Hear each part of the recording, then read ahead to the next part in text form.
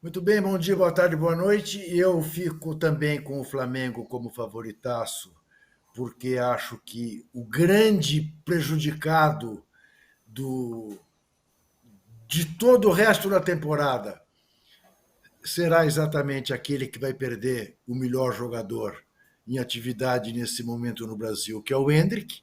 Então o Palmeiras vai ter um desfalque brutal.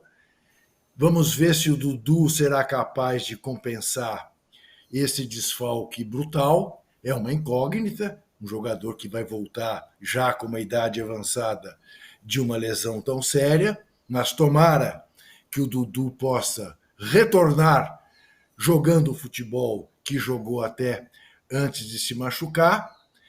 Levo em consideração, no entanto, o fato de que o Flamengo será muito prejudicado nas datas FIFA, na Copa América, vai perder boa parte do seu time e vai perder seu principal jogador durante a Copa América, né? A menos que Louco Bielsa cometa a loucura de deixar Dom Arrascaeta de fora da convocação, o que eu não acredito.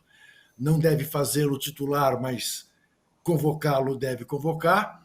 Então temos essas incertezas, né, de como serão os comportamentos desses três times durante a Copa América e o que isto pode causar nas competições que eles disputam, já que o Campeonato Brasileiro, por exemplo, não para. E quero chamar a atenção também, eu seja desconfiado ainda em relação ao Galo, que dos três, o Galo foi quem, em tese, fez a decisão mais difícil, né, contra um time de Série A, o Cruzeiro. O Palmeiras pegou o Santos da B e o Flamengo pegou quem pegou. Então tem esse aspecto para se levar em conta e o Atlético acabou fazendo ontem um segundo tempo absolutamente satisfatório. Quanto à arbitragem do jogo Palmeiras e Santos, eu teria dado o pênalti na hora. Para mim, houve o pênalti. Não era para o VAR intervir. Aí as pessoas dizem, mas não é possível. Então você concorda que o árbitro teria errado, ou que o árbitro errou ao não marcar o pênalti, e não quer que o VAR chame? Exatamente. Neste caso, era uma questão de interpretação. O árbitro estava próximo do lance, mandou bater o tiro de meta e acabou.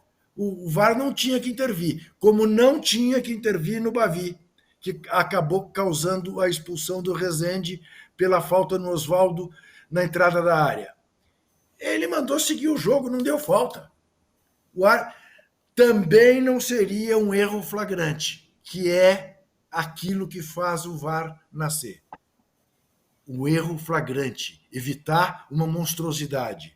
Nem a não marcação do pênalti no Hendrick, nem a não marcação na falta no Oswaldo seriam erros flagrantes. Portanto, o VAR que se calasse.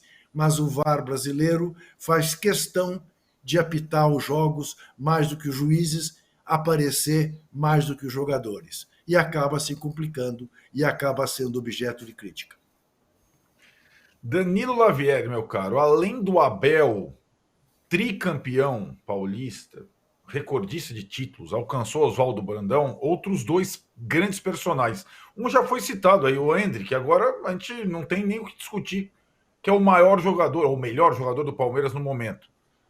E talvez tenha feito, ou fez, a sua última decisão para o Palmeiras antes de ir para o Real Madrid, já está na contagem regressiva das partidas, né? Parece até que está agora com uma precaução por conta de uma possibilidade de lesão, vai ficar alguns jogos fora. Então eu queria que você falasse sobre esses três personagens. O terceiro eu vou falar agora. Abel, Hendrick, Leila Pereira, que, como você disse antes, adiantou, colocou a faca no pescoço do Textor. Chamou o Textor de fanfarrão, utilizou até uma palavra que eu tinha utilizado a semana passada, mas que na boca dela ganha mais substância. Fale sobre esse triunvirato, por favor. Bom dia, boa tarde, boa noite. Respondendo até a tarde aqui, o Abel já é o maior para mim, já era maior até antes desse título do Paulista conquistado ontem. O Endrick realmente é diferente, né? Eu destaco aqui que o Abel, ontem permitiu que o Endrick jogasse em todas as posições do ataque, com a mudança que ele fez na escalação inicial, que aliás me surpreendeu. Na sexta passada eu falei de teimosia, falei de hierarquia e me surpreendeu muito o Abel ter mudado o time. A partir do momento que ele muda, o Endrick sofre o pênalti pela esquerda, rouba a bola pela direita, faz corta-luz no meio, ele jogou em todas as posições perto da área, que era o que a gente tanto pedia. Não o Endrick jogando aberto, grudado na linha lateral, era um Endrick que poderia, de fato, explorar todo o talento que ele tem. E foi decisivo. Na questão do pênalti, para dar o meu pitaco aqui, eu entendo a explicação do Juca, para poder concordar com a questão do erro claro e tal, eu queria ver a explicação do Klaus, né, no áudio, porque se ele chega, por exemplo, no áudio e falou, olha, não teve toque, lance normal, o Endrick se jogou, sei lá, se ele fala alguma coisa muito diferente da realidade, aí o VAR poderia sim ter chamado ele e falado, olha, o que você viu aí não é bem assim. Então eu gostaria de ver, espero que a Federação Paulista libere o áudio para a gente poder ver qual foi a interpretação dele dentro de campo e depois do porquê o VAR convocou. Sobre a Leila Pereira, né? A Leila ela foi para cima, chamou de fanfarrão, e o Textor até deletou as redes sociais dele, né? Acho que a segunda, terceira vez que ele faz isso. De fato, a Leila está bastante incomodada, falou antes até do título, foi para cima e vai continuar indo para cima, vai exigir que o Textor mostre as suas provas que ele diz ter, né? Já que o relatório de inteligência artificial não é o suficiente. Eu estou bastante curioso. A Leila, a Leila ela tem até um ditado que ela mesma fala. Ela fala assim, olha, eu não gosto de brigar, mas quando eu compro a briga, e nesse caso, ela parece ter comprado a briga, e eu acho que ela vai para cima com força do Textor para provar. E começando esse Campeonato Brasileiro agora, que em tese, né, a gente estaria aqui discutindo, será que deveria começar? Se tudo que o Textor estivesse falando fosse verdade, a gente nem deveria começar o Campeonato Brasileiro, né? Mas, pelo jeito, vamos começar normalmente com o Textor sendo um fanfarrão ou uma chacota, como disse a Leila Pereira, né, Arnaldo? Brasileirão vem aí, Danilo, e aí a coisa promete, até a volta do âncora, imagine, segunda que vem temos a repercussão da primeira rodada. O Arnaldo, você Diga. sabe que o Rodrigo Matos cunhou um belo apelido para o Textor, né? Qual é? Bolso Textor. Diz que o Textor faz com o Campeonato Brasileiro, com o VAR, com o diabo, a mesma coisa que o outro fazia com as urnas eletrônicas. Fazia não, faz, né? Botava em dúvida aquilo que... sem provas. Eu só quero meter o bedelho um pouquinho dessa pergunta que o Arnaldo Tironi fez para o Danilo, dizendo o seguinte, nem sempre o maior ganhador é o melhor. Você entendeu? Técnico. Chamam esse time do Palmeiras de agora, desse ano do Abel, de terceira academia, que não engraxa a chuteira da primeira e da segunda academia. Então, em termos de qualidade, em termos de futebol, o Brandão é muito superior ao Abel. O Abel pode ter o número de títulos, mas não é que o time do Abel seja superior às academias do Brandão. Zé, é que existe a Academia de Letras, a Academia Sinfônica e a Academia Física. São todas essas academias que o Palmeiras tem representado. Agora eu vou testar a minha enquete aqui com o Mauro César. Mauro, é o seguinte, você consegue, nesse início de temporada, fazer alguma comparação entre o estágio de Palmeiras e Flamengo, sendo que eles vão jogar daqui a 2 semanas pelo grande Campeonato Brasileiro? E mais, na decisão do Rio, o tema foi mais Landim versus Gabigol, das arquibancadas na entrevista do Landim, do que Flamengo e Nova Iguaçu, não foi isso? Não acho não. Não foi essa a minha percepção. Acho que no final aí teve uma vaia pro Landim, que já é rotina, muito antes do Gabigol ser suspenso. O Landim é vaiado e xingado no Maracanã praticamente todos os jogos, o Marcos Braz também.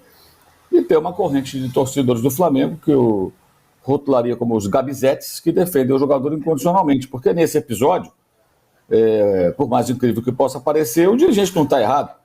Querem o quê, bonitões? Que o cara renove o contrato com o dinheiro do Flamengo, com um jogador que está suspenso, sabe-se lá até quando, dando o que ele quiser. É isso. Então o camarada não joga nada um ano, flerta com o Corinthians lá, dando aquela entrevista no podcast, manda beijo pro técnico do São Paulo, é suspenso por conta de uma tolice e o presidente do clube tem que renovar o contrato dele dando tudo que ele quiser. É isso que querem. Pelo amor de Deus. Então vamos fazer um contrato com o Zico, né? Aos 71 anos, para o Zico ganhar uma grana ainda do Flamengo, que ele merece.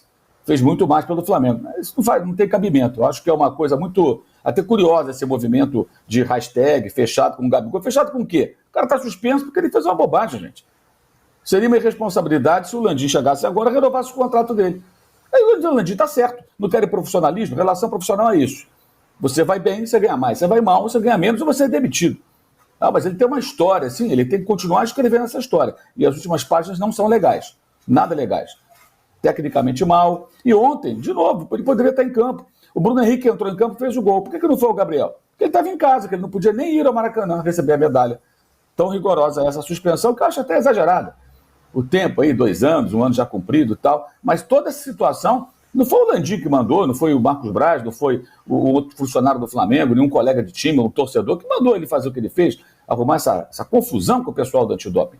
Então essa situação eu acho meio bizarra até, sinceramente. Para mim, o torcedor que entra nessa parece que gosta mais de um jogador do que do próprio Flamengo.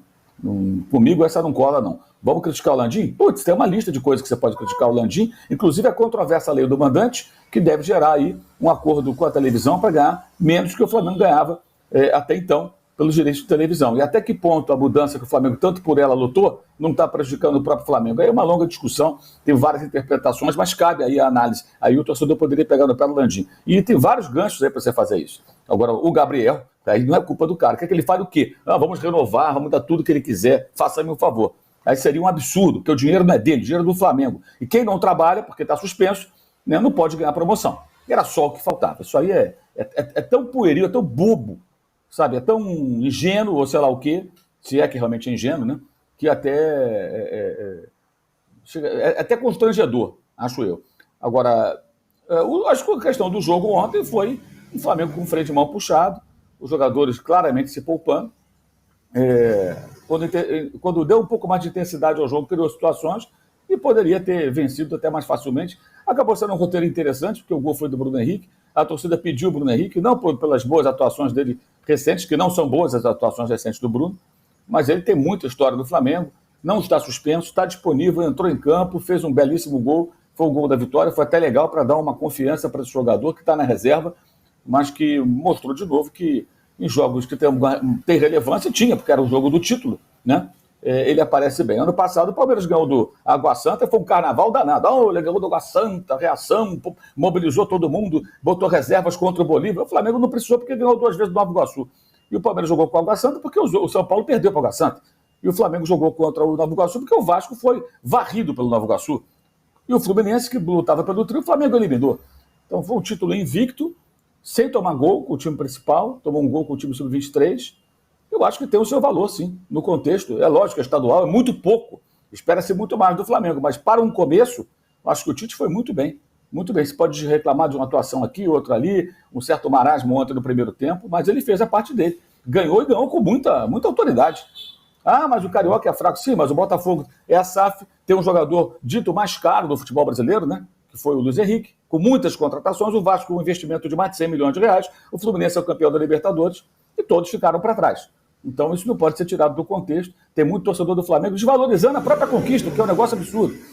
Claro que é só um aperitivo, o torcedor quer muito mais, não estou aqui superestimando o campeonato. Mas colocar no lixo é um pouco demais também. Quando outros times ganham o final contra pequeno é bacana. Quando o Grêmio ganhou contra o Juventude, tudo bem, é de Série A, mas é um time menor. E foi uma festa danada pelo heptacampeonato, Renato é o maior, tudo isso no sábado.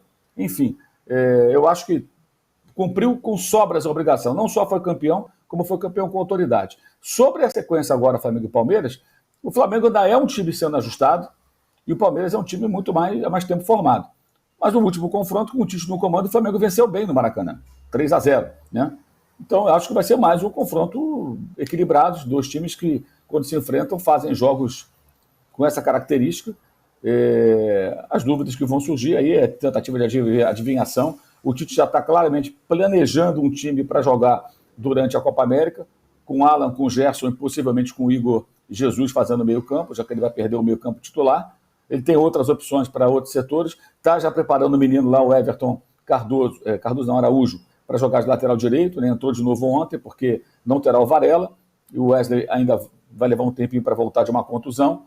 Então ele já está claramente também tentando ali encontrar soluções para passar por esse período difícil, que vai ser o período dos desfalques, que vão afetar também outras equipes. O próprio Palmeiras vai perder o Gustavo Gomes, por exemplo, né, durante esse período, e já vai ficar sem o Endrick, que tem um peso hoje colossal. Então outras equipes também vão sofrer. O Atlético vai perder jogador, o Internacional vai perder jogador convocado. Isso é inevitável nessa bizarrice do calendário. Mas eu acho que esse confronto que vai acontecer em algumas semanas deve ser como foram os últimos, né? Confronto sempre equilibrado, sempre difícil.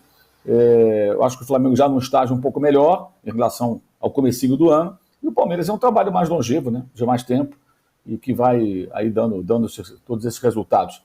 E eu achei ontem um absurdo a marcação do pênalti contra o Santos, só deixar aqui a minha opinião registrada. Um absurdo. O VAR ter chamado e o Klaus ter dado uma afinada, né? Ele que não é de ficar embarcando em onda de árbitro de vídeo, ontem ele embarcou. Absurdo completo. O Santos tem toda a razão de reclamar da arbitragem, na minha opinião. Eu só dou o pitaco que eu fico assim, perplexo com a demora do árbitro ir ao VAR.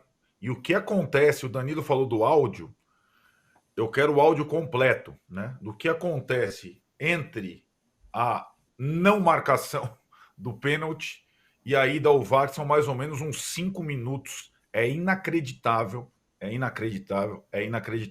E aí você fica vendo os comentários da TV dos especialistas em arbitragem e fica pensando, eles não estão avaliando tudo isso durante a decisão de chamar o árbitro para o VAR? É inacreditável, mas é assim que funciona por aqui ou que não funciona.